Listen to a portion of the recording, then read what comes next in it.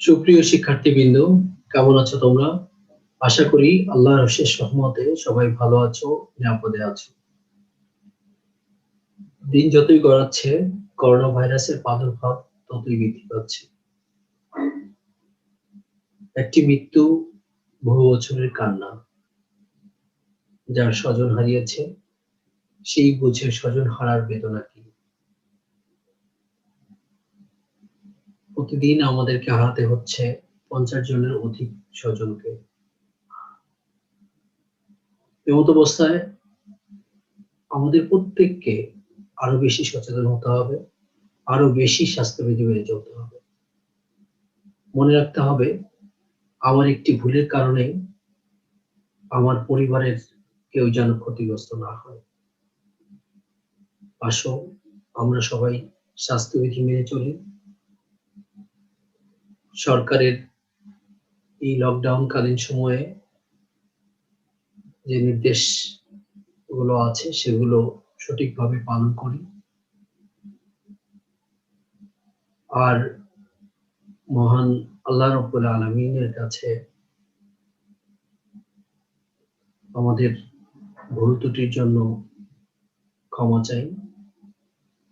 অবশ্যই তিনি আমাদেরকে এই মহামারীর হাত থেকে রক্ষা করবেন, এই প্রত্যাশা রেখে শুরু করছি আজকের অনলাইন ক্লাস।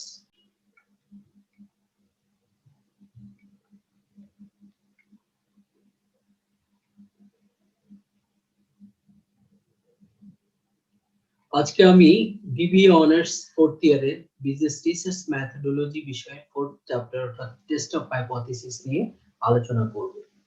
আজকের পাঠ শেষে প্রিয় শিক্ষার্থীবৃন্দ, তোমরা যে বিষয়গুলো জানতে পারবে বা ব্যাখ্যা করতে পারবে: mathematical problems of hypothesis testing about the difference between two sample or population means and solutions of them. চলে যায় আমাদের মূল আলোচনা, টেস্ট অফ হাইপোথিসিস।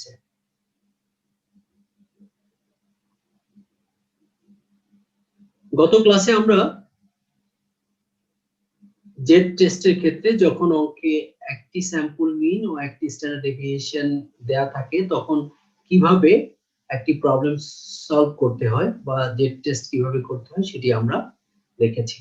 আজকে আমরা জেড টেস্টের ক্ষেত্রে যখন অঙ্কে দুইটি স্যাম্পল মিন এবং অথবা দুইটি স্ট্যান্ডার্ড ডেভিয়েশন দেয়া থাকবে তখন কিভাবে অঙ্কটি করতে হয় সেটি আমরা দেখব। তো যদি অঙ্কে দুইটি স্যাম্পল মিন দেয়া থাকে তখন observe value of Z calculation করার সূত্র হচ্ছে x bar 1 minus x bar 2 divided by root over s1 square divided by n1 plus s2 square divided by n2। এক্ষেত্রে x বার 1 হচ্ছে sample mean of first sample আর x bar হচ্ছে sample mean of second sample, অর্থাৎ প্রথম স্যাম্পলের মিন হচ্ছে x bar 1 আর দ্বিতীয় স্যাম্পলের মিন হচ্ছে x bar 2। আর s1 হচ্ছে standard deviation of first sample. তো ফার্স্ট স্যাম্পলের যে স্ট্যান্ডার্ড ডেভিয়েশন দেয়া থাকবে সেটি হচ্ছে s1 এবং সেকেন্ড স্যাম্পলের যে স্ট্যান্ডার্ড ডেভিয়েশন দেয়া থাকবে সেটি হচ্ছে s2 এবং n1 হচ্ছে ফার্স্ট স্যাম্পলের সাইজ অর্থাৎ sample size of first sample আর n2 হচ্ছে sample size of second sample. কিন্তু অঙ্কে যদি দুইটি পপুলেশন মিন দেয়া থাকে তখন কিভাবে আমরা observe value of Z calculation করব? সেই ক্ষেত্রে z equal to μ1 minus μ2 divided by root over sigma 1 square divided by n plus sigma 2 square divided by n2। এক্ষেত্রে mu1 হচ্ছে population mean of first population and mu2 হচ্ছে population mean of second population এবং sigma 1 হচ্ছে standard deviation of first population R sigma 2 হচ্ছে standard deviation of second population এবং n1 হচ্ছে size of first population R n2 হচ্ছে size of second population or sample. আমরা আগেই জানি যে যখন অঙ্কে স্যাম্পল সাইজ 30 বা 30 এর উপরে দেয়া থাকে তখনই আমাদেরকে জেড টেস্ট করতে হয়। অঙ্কে যদি দুইটি স্যাম্পল মিন দেয়া থাকে কিন্তু পপুলেশন স্ট্যান্ডার্ড ডেভিয়েশন দেয়া থাকে, তখন আমরা কিভাবে এই অবজার্ভ ভ্যালু অফ জেড নির্ণয় করব? সেই ক্ষেত্রে observe value of Z equal to হবে x bar 1 minus x bar 2 divided by sigma root over 1 by n2 plus 1 by 1 by n1 plus 1 by n2। এক্ষেত্রে x বার 1 হচ্ছে first স্যাম্পলের যে sample মিন সেটি, আর x bar 2 হচ্ছে second স্যাম্পলের sample মিন, এবং sigma এটি হচ্ছে population standard deviation, আর n1 হচ্ছে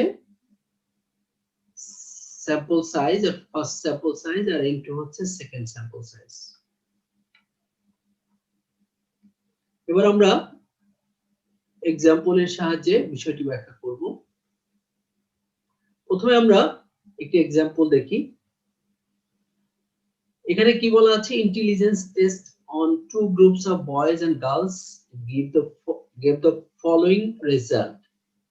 অর্থাৎ দুটি গ্রুপের বয়েজ এবং গার্লস এর ইন্টেলিজেন্স টেস্ট করা হয়েছে, যাদের রেজাল্ট হচ্ছে এরকম যে গার্লস এর মিন 75, স্ট্যান্ডার্ড ডেভিয়েশন 15 এবং সাইজ হচ্ছে 150, আর বয়েজ এর মিন হচ্ছে 70, স্ট্যান্ডার্ড ডেভিয়েশন 20 এবং সাইজ হচ্ছে 250। আমাদের কি করতে বলা হয়েছে, is there a significant difference in the score obtained by boys and girls? অর্থাৎ বলা হয়েছে যে এই বয়েজ এবং গার্লস এর যে ইন্টেলিজেন্স টেস্টের স্কোর, সেই স্কোরের মধ্যে কোনো সিগনিফিকেন্ট ডিফারেন্স আছে কিনা। এটা যদি টেস্ট করতে হয় তাহলে আমাদেরকে কি করতে হবে, আমাদেরকে প্রথমেই যে জিনিসটি দেখতে হবে সেটি হচ্ছে যে এখানে স্যাম্পল সাইজ কত দেয়া আছে। তো আমরা এখানে দেখতে পাচ্ছি যে একটি স্যাম্পল সাইজ হচ্ছে 150 আর একটা হচ্ছে 250, তাহলে দুই ক্ষেত্রে কিন্তু স্যাম্পল সাইজ 30 এর উপরে। তাহলে অবশ্যই আমরা এটি ধরে নিতে পারি যে এটি হচ্ছে জেড টেস্ট।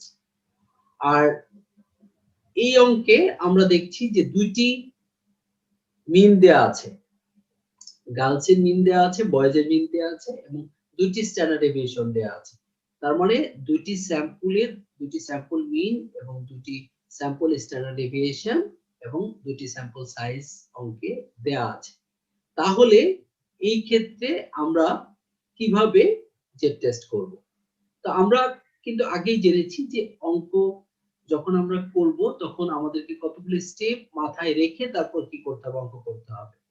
প্রথমে আমাদেরকে যেটা করতে হবে সেটা হচ্ছে আমাদেরকে হাইপোথিসিস ডেভেলপ করতে হবে, দেন আমাদেরকে ডিটারমাইন করতে হবে যে আমরা কোন টেস্ট করব, তারপর আমরা এটা এখান থেকে অবজার্ভ ভ্যালু নির্ণয় করব, দেন আমরা লেভেল অফ সিগনিফিকেন্স নির্ণয় করব। এরপর বলা হয়েছে যে আমরা ওয়ান টেল টেস্ট করব নাকি টু টেল টেস্ট করব সেটা নির্ধারণ করতে হবে। দেন আমরা কি করব, থিওরিটিক্যাল ভ্যালু নির্ণয় করব, কিসের উপর ভিত্তি করে, লেভেল অফ সিগনিফিকেন্স এবং one tail or two tail টেস্টের উপর ভিত্তি করে। দেন এট লাস্ট আমরা কি করব, ডিসিশন দিব নাল হাইপোথিসিস সম্পর্কে। তো তাহলে আমাদেরকে প্রথমে কি কাজ করতে হবে, প্রথমে আমাদেরকে নাল হাইপোথিসিস ডেভেলপ করতে হবে। তো এই ক্ষেত্রে নাল হাইপোথিসিস কি হবে, আমরা জানি নাল হাইপোথিসিস হচ্ছে there is no significant difference between two sample mean, R alternative hypothesis হচ্ছে there is a significant difference between two sample mean। তো এই ক্ষেত্রে আমাদের অঙ্কে যেটি বলা ছিল সেই অনুযায়ী আমাদের নাল হাইপোথিসিস আমরা কিভাবে ডেভেলপ করতে পারি, there is no significant difference between score obtained by boys and girls। এটাকে আমরা সংক্ষেপে mu1 equal to mu2 লিখতে পারি। আর অল্টারনেটিভ হাইপোথিসিস অর্থাৎ H1 কি হবে, mu1 is not equal to mu2, অর্থাৎ there is a significant difference between score obtained by boys and girls। কিন্তু এখানে এটা দেয়া নাই, তো তোমরা এটি লিখে নিবে, নোট রাখো।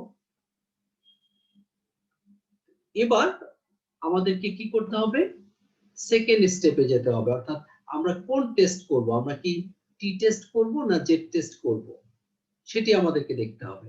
তাহলে আমাদের যেহেতু এই অঙ্কে দুটি স্যাম্পল সাইজ দেয়া আছে, একটি হচ্ছে 150 আর একটি হচ্ছে 250, যেহেতু দুইটি স্যাম্পল সাইজ দেয়া আছে এবং দুইটি স্যাম্পল সাইজই 30 এর উপরে, তাহলে অবশ্যই আমাদের কি করতে হবে, জেড টেস্ট করতে হবে।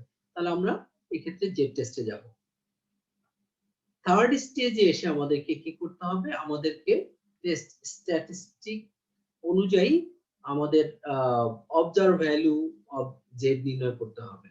তো এখন কথা হচ্ছে যে এই অবজার্ভ ভ্যালু অফ জেড নির্ণয় করার আগে আমাদেরকে দেখতে হবে যে আমার অঙ্কে কয়টি স্যাম্পল দেয়া আছে। তো আমরা গত ক্লাসে দেখেছিলাম যখন একটি স্যাম্পল দেয়া থাকে তখন কিভাবে আমরা অবজার্ভ ভ্যালু অফ জেড নির্ণয় করতে পারি। আজকে আমরা যেটি দেখব সেটা হচ্ছে যে যখন দুইটি স্যাম্পল মিন দেয়া থাকে তখন আমরা কিভাবে জেড ভ্যালু বের করব। তো আমাদের এই অঙ্কে আমরা একটু আগেই আমরা আলোচনা করেছিলাম যে এখানে কয়টি মিন দেয়া ছিল। এখানে কিন্তু দুইটি মিন দেয়া ছিল, গার্লস এর জন্য একটি মিন দেয়া ছিল, বয়েজ এর জন্য একটি মিন দেয়া ছিল এবং দুইটি স্যাম্পল স্ট্যান্ডার্ড ডেভিয়েশন দেয়া ছিল, একটি গার্লস এর জন্য আর একটি হচ্ছে বয়েজ এর জন্য। তাহলে আমাদের এই ক্ষেত্রে অবজার্ভ ভ্যালু অফ জেড এর সূত্রটি কি হবে, আমরা দেখি। অবজার্ভ ভ্যালু অফ জেড এর সূত্রটি হবে x বার 1 মাইনাস হচ্ছে x bar 2 divided by root over s1 square divided by n1 plus s2 square divided by. এখানে মিন স্কোর অফ গার্লস অর্থাৎ x বার 1 হচ্ছে 75 এবং mean score of boys x bar 2 হচ্ছে 70 আর standard deviation of girls হচ্ছে 15, এটা আমরা square করব এবং স্যাম্পল সাইজ অফ গার্লস হচ্ছে 150, তাহলে 150 দিয়ে ভাগ করব আর স্ট্যান্ডার্ড ডেভিয়েশন অফ বয়েজ 20, তাহলে 20 কে স্কয়ার করব আর স্যাম্পল সাইজ অফ বয়েজ হচ্ছে 250 দিয়ে ভাগ করব। তাহলে আমরা জেড ভ্যালু কত পাচ্ছি, 2.84। এর পরের স্টেজ হচ্ছে যে আমাদেরকে লেভেল অফ সিগনিফিকেন্স নির্ণয় করতে হবে। এখন আমাদের অঙ্কে যদি কোনো লেভেল অফ সিগনিফিকেন্স দেয়া না থাকে তাহলে আমাদের কি করতে হবে, ধরে নিতে হবে। এখন আমাদের যে অঙ্কটি ছিল সেই অঙ্কে কোন ধরনের কোনো লেভেল অফ সিগনিফিকেন্স দেয়া ছিল না। আমরা এখানে যদি দেখি তাহলে দেখবো যে এখানে কোনো লেভেল অফ সিগনিফিকেন্স দেয়া নাই। তাহলে আমাদেরকে কি করতে হবে, আমাদেরকে লেভেল অফ সিগনিফিকেন্স ধরে নিতে হবে। তাহলে আমরা যদি ধরে নেই যে আমাদের লেভেল অফ সিগনিফিকেন্স হচ্ছে 5%, তাহলে এবার আমাদেরকে কি করতে হবে, এই 5% লেভেল অফ সিগনিফিকেন্স অনুযায়ী আমাদেরকে থিওরিটিক্যাল ভ্যালু নির্ণয় করতে হবে। এখন কথা হচ্ছে যে এই থিওরিটিক্যাল ভ্যালু নির্ণয় করার আগে আমাদেরকে কিন্তু আরেকটি জিনিস নির্ণয় করতে হবে, সেটা হলো আমরা কি ওয়ান টেল টেস্ট করব নাকি আমরা টু টেল টেস্ট করব। এখন এই অঙ্কে আমরা যেটি দেখতে পাচ্ছি সেটা হচ্ছে এখানে বলা হয়েছে যে দুইটি মিনের মধ্যে অর্থাৎ ইন্টেলিজেন্স স্কোরের যে গড় দেয়া আছে দুইটি বয়েজ এবং গার্লস এর, এদের মধ্যে কোনো সিগনিফিকেন্ট পার্থক্য আছে কিনা। এখানে কিন্তু বলা নাই যে বয়েজ এর বেশি আছে কিনা, গার্লস এর কম আছে কিনা, বা গার্লস এর বেশি আছে কিনা, বয়েজ এর কম আছে কিনা, এটি কিন্তু বলা নাই। সুতরাং আমাদেরকে কি করতে হবে, টু টেল টেস্ট করতে হবে। আমরা আগেই বলেছি যে যদি কম বা বেশি এরকম কোনো কিছু বলা না থাকে তাহলে আমরা কি করব, টু টেল টেস্ট করব। তাহলে আমাদের মানটি নিতে হবে টু টেল টেস্টে। তাহলে আমরা যদি থিওরিটিক্যাল ভ্যালু অফ জেড নির্ণয় করতে চাই তাহলে আমরা এটাকে টেবিল থেকে 5% লেভেল অফ সিগনিফিকেন্স ধরে তারপর টু টেল টেস্টে আমাদের যে মানটি আসে, এখানে কত মান আসে, 1.96। তাহলে এটি হচ্ছে আমাদের থিওরিটিক্যাল ভ্যালু অফ জেড। তাহলে এবার আমরা থিওরিটিক্যাল ভ্যালু অফ জেড পেয়ে গেলাম। তাহলে আমরা এবার ইজিলি কি করতে পারবো, ডিসিশন দিতে পারবো। তো আমরা আগেই বলেছিলাম যে ডিসিশন কিসের উপর ভিত্তি করে দিব, ডিসিশন দিতে হবে আমাদেরকে অবজার্ভ ভ্যালু এবং থিওরিটিক্যাল ভ্যালুর উপর ডিপেন্ড করে। তাহলে আমাদের অবজার্ভ ভ্যালু আমরা এই ক্ষেত্রে কত পেয়েছি? এই ক্ষেত্রে আমরা অবজার্ভ ভ্যালু যেটা পেয়েছি সেটা হচ্ছে 2.84, আর আমরা যেটা থিওরিটিক্যাল ভ্যালু পেলাম সেটা হচ্ছে 1.96। তাহলে এই ক্ষেত্রে কিন্তু আমরা দেখি যে অবজার্ভ ভ্যালুটা বেশি থিওরিটিক্যাল ভ্যালুর চেয়ে। তো আমরা কি জানি? আমরা জানি যে যদি অবজার্ভ ভ্যালু থিওরিটিক্যাল ভ্যালুর চেয়ে বেশি হয় তাহলে নাল হাইপোথিসিস রিজেক্টেড হবে। তাহলে এই ক্ষেত্রে কিন্তু আমাদের নাল হাইপোথিসিস রিজেক্ট করতে হবে, কারণ থিওরিটিক্যাল ভ্যালুর চেয়ে অবজার্ভ ভ্যালু বড়। তাহলে আমরা কি লিখতে পারি? যে since theoretical value of z, that means 1.96, is lower than that of observed value 2.84, so we should reject null hypothesis. তো যদি null hypothesis rejected হয় তাহলে আমাদের ডিসিশনটা কি হবে? আমাদের ডিসিশনটা হবে that means there is a significant difference between mean score obtained by boys and girls, অর্থাৎ বয়েজ এবং গার্লস এর যে স্কোর মিন স্কোর সেটার মধ্যে সিগনিফিকেন্ট কি আছে? ডিফারেন্স আছে।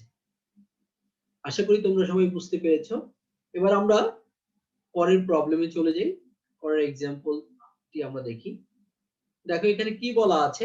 এখানে বলা আছে a random sample of 400 villages were taken from Pottashi and the average population per village was found to be 527 with a standard deviation of 45.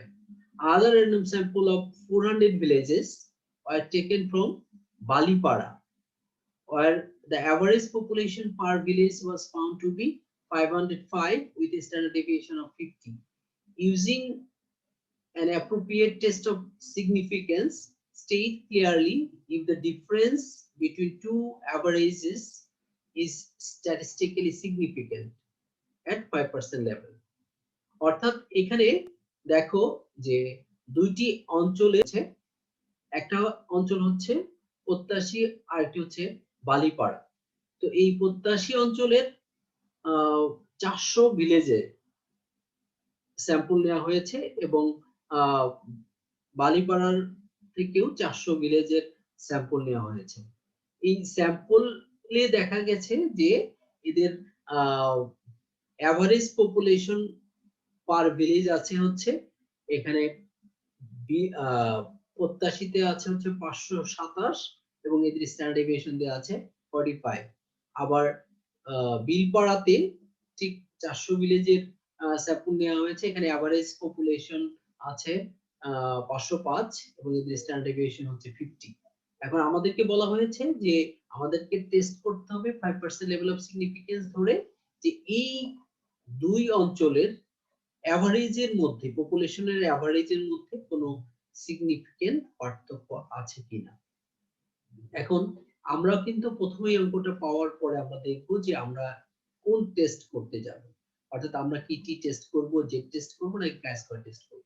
এখানে যেহেতু আমাদের দুটি স্যাম্পল সাইজই হচ্ছে 400, দ্যাট মিন্স 30 এর উপরে, তাহলে এটি নিঃসন্দেহে আমরা জেড টেস্ট করব।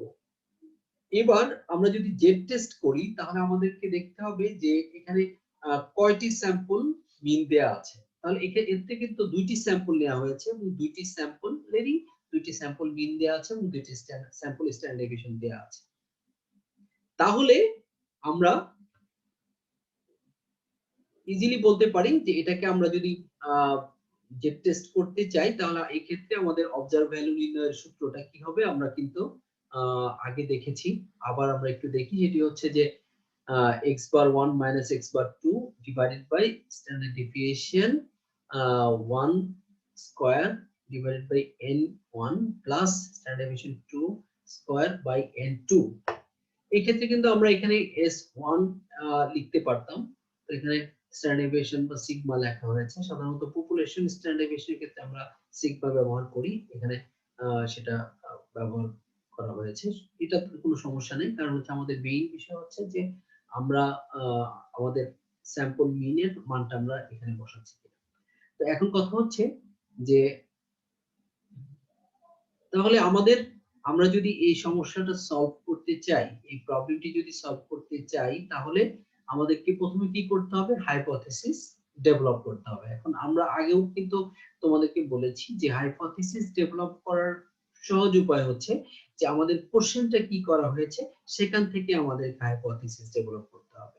তো এখানে বলেছে ঠিক আগের অঙ্কটার মতোই যে is the difference between two average is statistically significant. অর্থাৎ এই যে যে দুইটা অঞ্চল, সেই অঞ্চলের যে পপুলেশনের গড়, সেই গড়টা কি স্ট্যাটিস্টিক্যালি সিগনিফিকেন্ট কিনা বা তাদের মধ্যে ডিফারেন্স আছে কিনা সেটা জানতে চাওয়া হয়েছে। তাহলে আমরা এই ক্ষেত্রে যদি নাল হাইপোথিসিস ডেভেলপ করি, তাহলে আমরা ইজিলি বলতে পারি যে there is no significant difference between two averages, easily বলতে পারি। আর অল্টারনেটিভ হাইপোথিসিস বলতে পারি যে there is a significant difference between two averages of two reason, এভাবে বলতে পারি। আর এই ক্ষেত্রে আমরা সংক্ষেপে যদি নাল হাইপোথিসিস লিখতে চাই, যারা এই জিনিসটাও লিখতে পারবো না, অর্থাৎ থিওরিটিক্যালি লিখতে যাদের সমস্যা হবে, তারা কিন্তু একটা গদবাদা মুখস্থ একটা জিনিস আমরা অবশ্যই এখানে লিখতে পারি, সেটা হচ্ছে mu1 equal to mu2। এটা নাল হাইপোথিসিস। আর অল্টারনেটিভ হাইপোথিসিস হচ্ছে mu1 is not equal to mu2। তাহলে আমরা প্রথমে হাইপোথিসিস দুটি ডেভেলপ করি, দেন আমাদের যে কাজটি করতে হবে সেটা হচ্ছে যে আমরা কোন টেস্ট করব সেটা আমরা আগেই বলেছি যে যেহেতু স্যাম্পল সাইজ 30 বা 30 এর উপরে, সেহেতু এটি জেড টেস্ট হবে। তাহলে আমরা জেড টেস্ট করব। তো যদি জেড টেস্ট করি তাহলে এবার আমাদের কি করতে হবে? অবজার্ভ ভ্যালু অফ জেড নির্ণয় করতে হবে। সেই ক্ষেত্রে সূত্রটি কি আমরা আগে বলেছি। এবার আমরা এই সূত্রে কি করব? মানগুলো বসিয়ে দিব। তাহলে আমাদের x বার 1 অর্থাৎ ফার্স্ট স্যাম্পলের এভারেজ কত দেয়া ছিল? 527। আর সেকেন্ড স্যাম্পলের এভারেজ দেয়া ছিল 505 এবং এদের স্ট্যান্ডার্ড ডেভিয়েশন অর্থাৎ ফার্স্ট স্যাম্পলের স্ট্যান্ডার্ড ডেভিয়েশন দেয়া ছিল 45, তাহলে এটি স্কয়ার করব। আর প্রথম স্যাম্পলের সাইজ ছিল 400 লিখব প্লাস প্রথম সেকেন্ড যে স্যাম্পলের স্ট্যান্ডার্ড ডেভিয়েশন দেয়া ছিল 50, তাহলে এটি স্কয়ার করব। আর স্যাম্পল সাইজ 400 দেয়া ছিল, তাহলে 400 ভাগ করব। তাহলে এই ক্ষেত্রে আমাদের অবজার্ভ ভ্যালু অফ জেড আমরা কত পাচ্ছি? 6.541। তো এবার আমাদেরকে যেটি করতে হবে সেটা হচ্ছে লেভেল অফ সিগনিফিকেন্স নির্ণয় করতে হবে। যেহেতু আমাদের এই অঙ্কে লেভেল অফ সিগনিফিকেন্স আগে থেকেই দেয়া আছে, কাজেই লেভেল অফ সিগনিফিকেন্স নির্ণয় করার দরকার নেই। কাজে আমরা এবার কি করব? আমরা এবার থিওরিটিক্যাল ভ্যালু নির্ণয় করব। তো থিওরিটিক্যাল ভ্যালু আমরা নির্ণয় করার জন্য আমাদের দুইটি জিনিস দরকার। একটি হচ্ছে আমাদের লেভেল অফ সিগনিফিকেন্স দরকার, আর একটি হচ্ছে আমরা ওয়ান টেল টেস্ট করব নাকি টু টেল টেস্ট করব সেটি দরকার। তাহলে এই ক্ষেত্রে দেখো যে আমাদের লেভেল অফ সিগনিফিকেন্স 5% দেয়া আছে, তাহলে আর এটি নির্ণয় করতে হবে না। বাট আমাদের যেটি নির্ণয় করতে হবে সেটি হচ্ছে যে এটি ওয়ান টেল টেস্ট হবে নাকি টু টেল টেস্ট হবে। এই ক্ষেত্রেও দেখো যে দুটি অঞ্চলের পপুলেশনের গড়ের মধ্যে সিগনিফিকেন্ট ডিফারেন্স আছে কিনা সেটা নির্দেশ করা হয়েছে। এখানে কিন্তু বলা নেই যে কোন অঞ্চলে বেশি আছে বা কম আছে। কাজেই এই ক্ষেত্রে আমরা টু টেল টেস্ট করব। তার 5% লেভেল অফ সিগনিফিকেন্সে টু টেল টেস্টের মান আমরা জানি যে 1.96।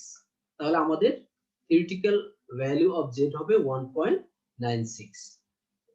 এবার আমরা কি করব? আমরা ডিসিশন দিব। তো আমরা আগেও বলেছি যে ডিসিশন দেওয়ার ক্ষেত্রে দুটি ভ্যালু আমাদের লাগবে, একটি হচ্ছে থিওরিটিক্যাল ভ্যালু আর একটি হচ্ছে অবজার্ভ ভ্যালু। তাহলে আমাদের এই অঙ্কে অবজার্ভ ভ্যালু হচ্ছে 6.54 এবং থিওরিটিক্যাল ভ্যালু হচ্ছে 1.96। তাহলে এই ক্ষেত্রেও কিন্তু আমরা দেখি যে এই ক্ষেত্রে অবজার্ভ ভ্যালু বেশি থিওরিটিক্যাল ভ্যালুর চেয়ে। তাহলে আমরা কি বলতে পারি? তাহলে আমরা বলতে পারি যে এই ক্ষেত্রেও নাল হাইপোথিসিস রিজেক্টেড হবে। তাহলে আমরা এইভাবে লিখতে পারি যে since calculated value that means 6.54 is greater than observed value, theoretical value or critical value 1.96, so null hypothesis is rejected. তার মানে কি হলো? that means there is a significant difference between two average, অর্থাৎ দুটি অঞ্চলের যে পপুলেশনের গড় সেই গড়ের মধ্যে সিগনিফিকেন্ট পার্থক্য আছে। আশা করি সবাই বুঝতে পেরেছো। এবার আমরা আরেকটি সর্বশেষ প্রবলেমটি দেখব। এক্সাম্পল 3, এখানে কি বলা আছে, two bands of bulbs are quoted at the same price. A buyer tested a random sample of 100 bulbs of each brand and found the followings. এখানে দুই ব্র্যান্ডের বাল্বের কথা বলা আছে, এই দুই ব্র্যান্ডের বাল্বের দাম একই। তো কোন বাল্বটি ব্যবহার করবে সেজন্য 100টি প্রত্যেকটা স্যাম্পল থেকে কি করা হয়েছে, 100 বাল্ব স্যাম্পল নেওয়া হয়েছে এবং এদেরকে টেস্ট করা হয়েছে। তাদের রেজাল্টটি ছিল এরকম যে ব্র্যান্ড 1 যেটি সেটির মিন লাইফ ছিল 1300 আওয়ার্স, আর ব্র্যান্ড 2 যেটি সেটির মিন লাইফ ছিল 1248 আওয়ার্স এবং এদের স্ট্যান্ডার্ড ডেভিয়েশন ছিল ব্র্যান্ড 1 এর ছিল 82 আওয়ার্স এবং ব্র্যান্ড 2 এর ছিল 83 আওয়ার্স।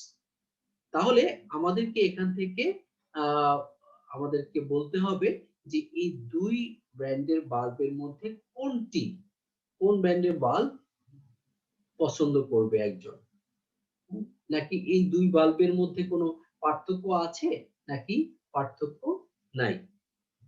এখানে যদিও কোশ্চেনটি দেয়া নাই, তারপরেও কিন্তু আমাদেরকে এটি মনে করতে হবে, কারণ এখানে কিন্তু বলা আছে যে একই দাম দুইটি ব্র্যান্ডের বাল্বের। তাহলে সেই ক্ষেত্রে কেন টেস্ট করা হবে যে কোন বাল্বটি আমার জন্য কোয়ালিটিফুল হবে, ভালো হবে, সেটি আমাদেরকে জাস্টিফাই করতে হবে, অর্থাৎ কোন বাল্বটি আমি ব্যবহার করব সেটি আমাকে নির্ণয় করতে হবে। তাহলে আমাদেরকে যেটি এখানে নির্ণয় করা উচিত সেটা হচ্ছে দুইটি বাল্ব এদের মধ্যে কোয়ালিটিগত কোনো পার্থক্য আছে কিনা। দামের ক্ষেত্রে তো পার্থক্য নাই, কোয়ালিটির ক্ষেত্রে যদি পার্থক্য থাকে তাহলে যেটা বেটার কোয়ালিটি সেটা আমরা কিনবো। এক্ষেত্রে আমরা এটি নির্ণয় করব যে দুটি ব্র্যান্ডের বাল্বের মধ্যে কোয়ালিটিগত কোনো পার্থক্য আছে কি নাই। এই ক্ষেত্রে প্রথমে কি দেখব যে আমাদের স্যাম্পল সাইজ কত। আমাদের কিন্তু স্যাম্পল সাইজ এই ক্ষেত্রে 100, অর্থাৎ দুইটি ব্র্যান্ড থেকেই 100 বাল্ব টেস্ট করা হয়েছে। তাহলে এই 100 বাল্ব এটি যেহেতু 30 বা 30 এর উপরে, কাজেই আমরা কি করব, জেড টেস্ট করব। আর এক্ষেত্রে আমাদের যেহেতু দুইটি মিন দেয়া আছে, দুইটি স্যাম্পলের মিন দেয়া আছে, দুইটি স্যাম্পলের স্ট্যান্ডার্ড ডেভিয়েশন দেয়া আছে, তাহলে আমরা একটু আগে যে সূত্রটি তোমাদের সামনে তুলে ধরেছিলাম, যে সূত্রটি আলোচনা করেছি, সেটি এখানে আমরা ব্যবহার করব। তাহলে চলো যে আমরা এই অঙ্কটি সলভ করি। তো এই ক্ষেত্রে কিন্তু আমাদেরকে প্রথম যে কাজ আগের মতোই, যে প্রথমে কি করতে হবে, হাইপোথিসিস ডেভেলপ করতে হবে। তো এই ক্ষেত্রে আমাদের নাল হাইপোথিসিস কি হবে, নাল হাইপোথিসিস আমরা যদি কিছুই না বুঝি তাহলে লিখতে পারি mu equal to mu one equal to mu two, আর অল্টারনেটিভ হাইপোথিসিস লিখতে পারি mu one is not equal to mu two. আর থিওরিটিক্যাল যদি লিখতে হয় তাহলে আমরা এইভাবে লিখতে পারি যে there is no significant difference between quality of two bulbs. এটি আমরা নাল হাইপোথিসিস ডেভেলপ করতে পারি। আর অল্টারনেটিভ হাইপোথিসিস ডেভেলপ করতে পারি there is a significant difference between quality of two bulbs.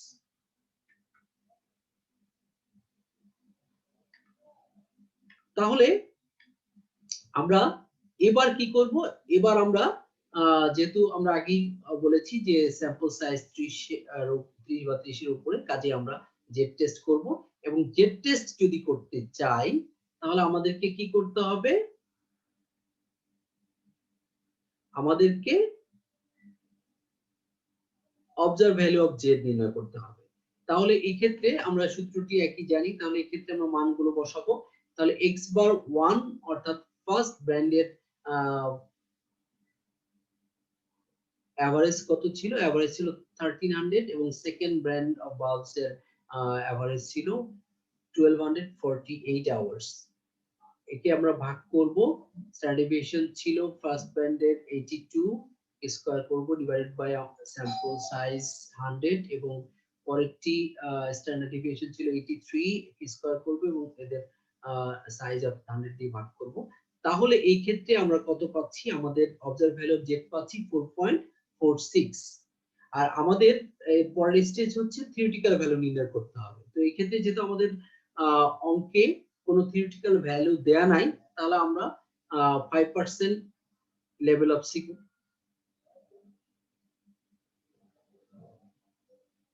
এবার আমাদেরকে লেভেল অফ সিগনিফিকেন্স নির্ণয় করতে হবে।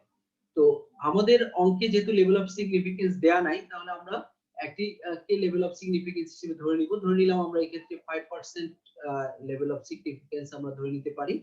তো এখন আমরা কি করব, এই 5% লেভেল অফ সিগনিফিকেন্স ধরে আমরা থিওরিটিক্যাল ভ্যালু নির্ণয় করব। থিওরিটিক্যাল ভ্যালু নির্ণয় করার আরেকটি কিন্তু শর্ত আছে, সেটি হচ্ছে আমাদেরকে কি করতে হবে, আমাদেরকে দেখতে হবে যে এটি কোন টেল টেস্ট করব, ওয়ান টেল টেস্ট করব নাকি এটি টু টেল টেস্ট করব। এখন আমাদের এই অঙ্কে যেহেতু কোনটি কম বা বেশি এরকম কোনো কিছু বলা নাই, তাহলে অবশ্যই আমরা টু টেল টেস্ট করব। তাহলে আমরা নির্ণয় করব যে টু টেল টেস্টে এবং 5% লেভেল অফ সিগনিফিকেন্সে থিওরিটিক্যাল ভ্যালুটা কত হয়। তাহলে আমরা টেবিল থেকে যদি দেখি যে 5% লেভেল অফ সিগনিফিকেন্স এবং টু টেল টেস্টের মান কি হচ্ছে 1.96, তাহলে এটি হবে আমাদের থিওরিটিক্যাল ভ্যালু। এবার আমাদেরকে যেটি করতে হবে সেটি হচ্ছে আমাদেরকে ডিসিশন দিতে হবে। তো আমরা আগেই বলেছিলাম যে ডিসিশন দিতে হবে অবজার্ভ ভ্যালু এবং থিওরিটিক্যাল ভ্যালুর উপর ডিপেন্ড করে। তো আমাদের এই ক্ষেত্রে অবজার্ভ ভ্যালু আমরা কত পেয়েছি 4.46 এবং থিওরিটিক্যাল ভ্যালু পেয়েছি আমরা 1.96। তাহলে এই ক্ষেত্রে যেহেতু আমাদের অবজার্ভ ভ্যালু বেশি এবং থিওরিটিক্যাল ভ্যালু কম, তাহলে আমরা কিন্তু এটা বলবো যে দুইটি বাল্বের মধ্যে কি আছে, সিগনিফিকেন্ট ডিফারেন্স আছে। সুতরাং আমরা এভাবে বলতে পারি যে since the calculated value 4.46 is greater than the critical value or theoretical value 1.96, so null hypothesis is rejected. So আমরা কি বলবো যে there is a significant difference in the quality of two brands of bulbs. আশা করি তোমরা সবাই বুঝতে পেরেছো। যদি কেউ না বুঝতে পারো অবশ্যই কমেন্ট বক্সে কমেন্ট করে জানাবে। পরবর্তী ক্লাসে আবার তোমাদের সাথে দেখা হবে। সে পর্যন্ত সবাই ভালো থাকো, সুস্থ থাকো। আল্লাহ হাফেজ।